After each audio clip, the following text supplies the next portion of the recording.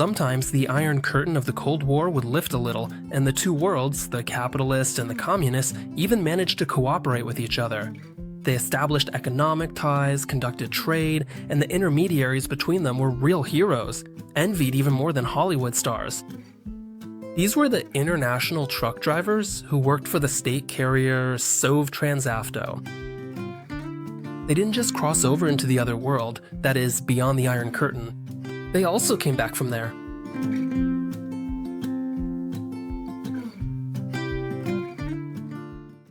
How was the largest transport organization in the USSR, Sovtransavto, created, and what criteria were used to select drivers for trips to capitalist countries? And what kind of vehicles did Soviet long-haul truckers drive? All of this is in our video today. So don't leave our channel, keep watching, and share your impressions of what you see in the comments. And also write to us. What do you think about the modern long-haul trucking industry? Is working here prestigious? Or is it just an ordinary job that pays well but takes up a lot of your life? Is it even possible to work as a long-haul trucker these days? It's not like it used to be. Well, while you gather your thoughts, we're hitting the road. In the USSR, where all property belonged to the state, transportation was also handled by the government. The largest transportation unit in the Soviet Union was the railway. It was responsible for the largest share of freight transport. As for road transport, it played a supporting distribution role, moving goods over short distances from the railway station to remote towns, villages, or enterprises, or in the opposite direction. This was exactly the function performed by the Transport Office of the Leningrad District Council, which was established right after the war on the basis of the cab company that had been operating since Lenin's time and started out with horse-drawn transport. At first, this transport organization was regional. It had its own separate motor depots in various district centers. The core of the vehicle fleet in most of them consisted of standard Soviet trucks, Gaz AA, Gaz 51, This 5, or Zis 150 with trailers. Transportations were carried out over short distances, no more than 200 or 300 kilometers. These were also called shoulder routes. That is, one truck would transport the cargo to the nearest motor depot or station. There, trailers would be exchanged with another truck, which would then continue transporting the cargo to the next similar station. Essentially, this could be compared to a relay race. This system wasn't chosen because it was ideal, but rather due to the lack of trucks with the necessary technical specifications, such as sufficient load capacity, power, and endurance. The ZIL and Gaz trucks of that time hardly resembled long-haul trucks that could cover 1,000 kilometers in a relatively short period. Maybe they could have made it, but it would have been a one-way trip. And it's hard to say for whom it would be worse, for the truck itself or for the poor driver who had to endure the whole journey, turning the heavy steering wheel and squeezing into a tiny cab that was absolutely not designed for hours of work. If for domestic transportation within the USSR itself it was still somehow possible to put up with slow, low-powered trucks, then for international transport they were completely unsuitable. And the need for new long-haul tractors kept growing year after year as trade between the countries of the Socialist Bloc and the USSR increased. In 1963, the Kuntsevo Intercity Motor Transport Company from Moscow, which was under the management of the USSR Ministry of Motor Roads, made its first international trip to Czechoslovakia, and this was done using ordinary Ziltrix. The higher communist leadership considered the state of affairs to be disgraceful.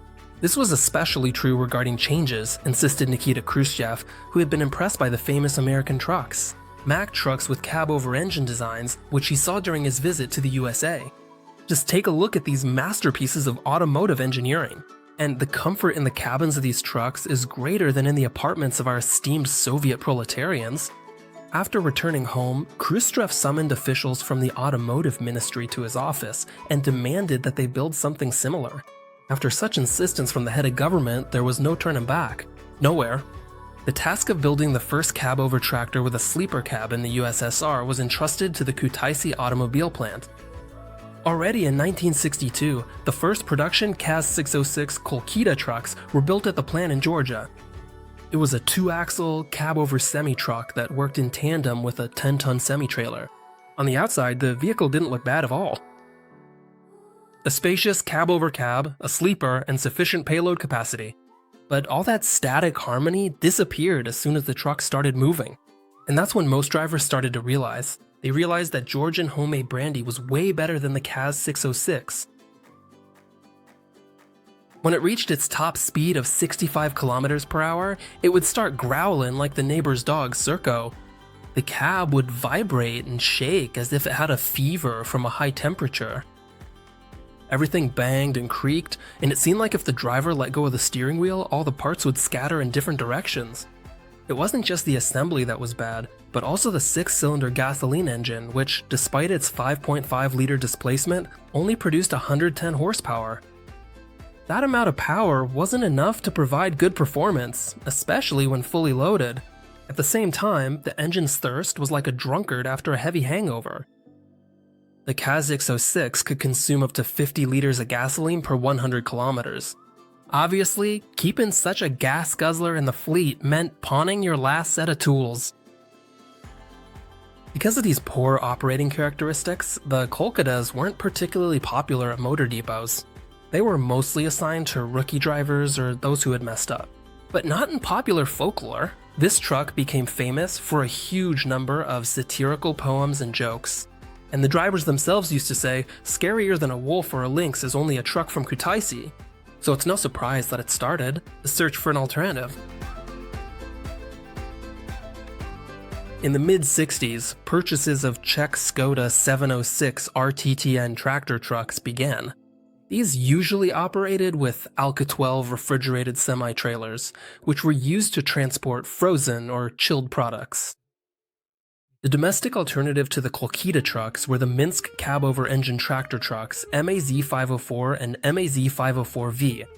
These trucks became the backbone of the fleet for the state-owned international carrier Sovtransavto, established in 1969. For domestic routes within the USSR, Kolkhida and Maz trucks were used.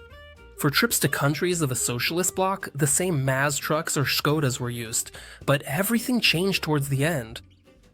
In the 1960s, when the Soviet Union had accumulated enough foreign currency from trading energy resources, oil, and gas, it began active economic relations with Western countries.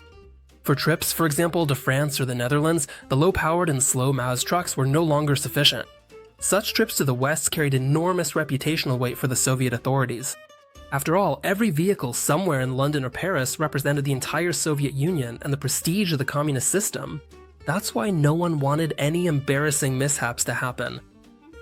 And such a mishap could easily occur. No local service center would have been able to repair a broken Maz. For these dinosaurs of the Soviet auto industry, never before seen in the West, there simply were no spare parts. And the load capacity of these vehicles was also insufficient. The lack of a more efficient truck even led to the plan of transporting 90,000 loads not being fulfilled. In 1969, Sovtransavto failed to meet this target, and as is well known, a plan in the USSR was considered sacred. So such a failure cost the head of this organization their job. To fix the situation, they first started buying semi-trailers in the West. And in 1974, the Soviet government gave permission to purchase on lease. From a French bank, a batch of 20 Volvo F88 tractors was acquired. These trucks were equipped with 16-cylinder diesel engines with a displacement of 9.6 liters and a power output of 200 horsepower. They had high-performance characteristics, a sturdy frame, suspension, and operated with 24-ton French trailer semi-trailers. Later, another 73 similar trucks arrived in Moscow.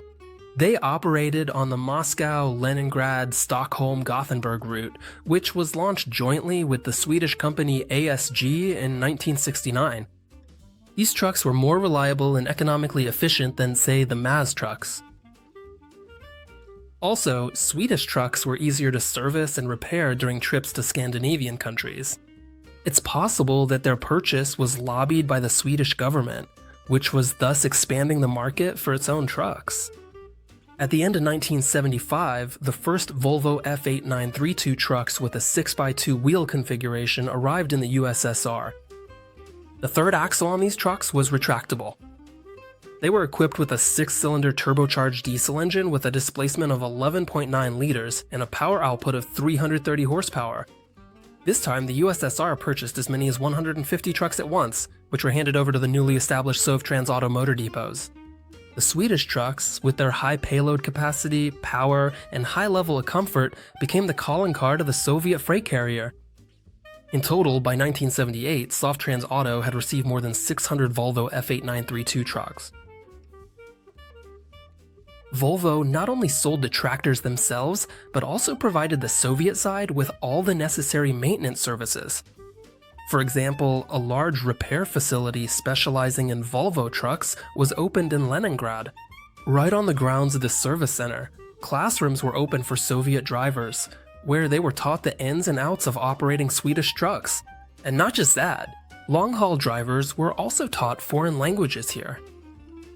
Overall, Sovtransavto drivers were divided into 3 categories.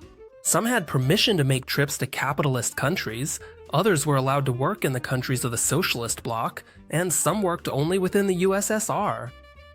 The selection criteria for being allowed to make trips to Western countries were extremely strict.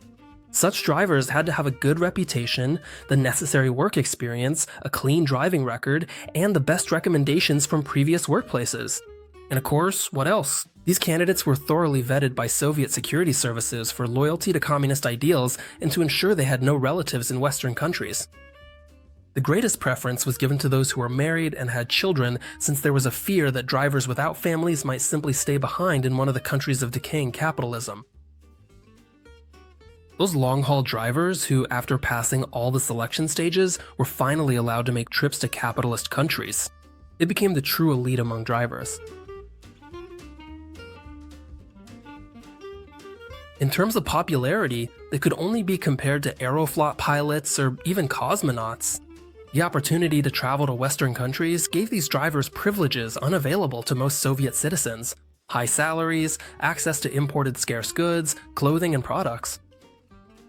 In the 1970s and 1980s, imported trucks with orange cabs and the unmistakable Sovtransavto logo were a common sight.